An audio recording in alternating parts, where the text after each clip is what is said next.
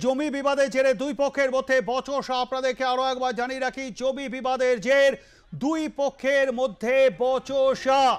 এই সময় বীজ তোলা হয়। আপনারা জানেন ধানের চারা রোপণ করা হয়।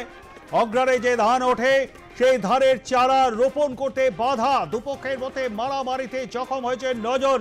ধুন্ধুমার পরিস্থিতি, হাসপাতালে চিকিৎসাধীন হরিশ্চন্দ্রপুর 1 নম্বর ব্লকের মহেন্দ্রপুর গ্রাম পঞ্চায়েতের নাজিরপুরের এই ঘটনা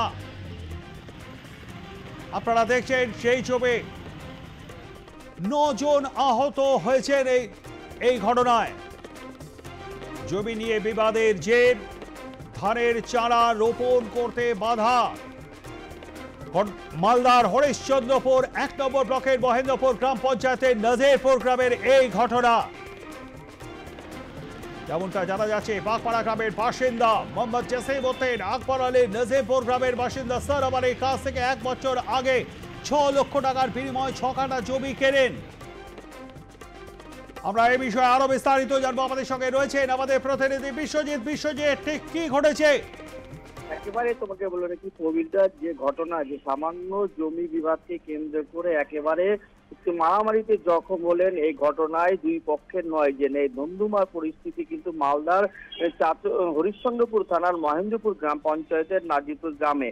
যেটা পুলিশ সূত্রে জানা যাচ্ছে যে ওই গ্রামেরই বাসিন্দা রয়েছেন মোহাম্মদ জসিম উদ্দিন ও আকবর আলী, এবং সেই গ্রামেরই সোহেনার আলীর কাছ থেকে 1 বছর আগে 6 লক্ষ টাকা বিনিময়ে সেই জমি কিন্তু কিনেছিল বলে যেটা জানা যাচ্ছে। এরপরে কিন্তু সেই জমিতে আজকে হঠাৎই সোহেনারের কাকা সেইফুল হক ও মইফুল হক সহ মোট আরো 3 জন কিন্তু তারা যায় সেই জমিতে, এবং সেখানে গিয়ে কিন্তু তারা এই ধানের যে চারা, সেই চারা রোপণ করছিলেন। সেই সময় কিন্তু বাধা দেয় অপর পক্ষ।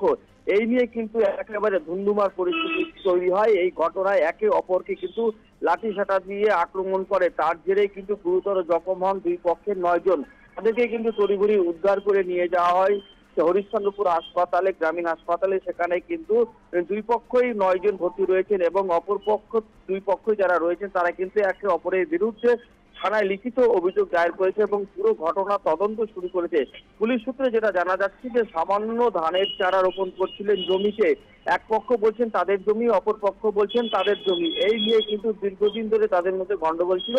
সেই গন্ডগোলকে কেন্দ্র করে পুনরায় আজকে সকালবেলায় যখন তারা ধানের চারা রোপণ করতে যায়, সেই সময় কিন্তু দুই পক্ষের মধ্যে শুরু হয় হাতাহাতি। প্রথমে কথা কাটাকাটি হলে পরে হাতাহাতি, তারপরে লাঠি সাঁটা নিয়ে একে অপরের ওপর কিন্তু একেবারে মারমুখী হয়ে ওঠে, এবং লোহার রড এবং ধারালো অস্ত্র দিয়ে আক্রমণ চালায় বলে অভিযোগ। তার জেরে কিন্তু 9 জন গুরুতর আহত হয়, তাদের হাসপাতালে ভর্তি হয়েছে, এবং পুরো ঘটনা তদন্ত শুরু করেছে হরিশ্চন্দ্রপুর থানার পুলিশ। ধন্যবাদ আমাদের সঙ্গে থাকবার জন্য বিশ্বজিৎ। কথা বলছিলাম আমাদের প্রতিনিধি বিশ্বজিৎ মণ্ডলের সঙ্গে।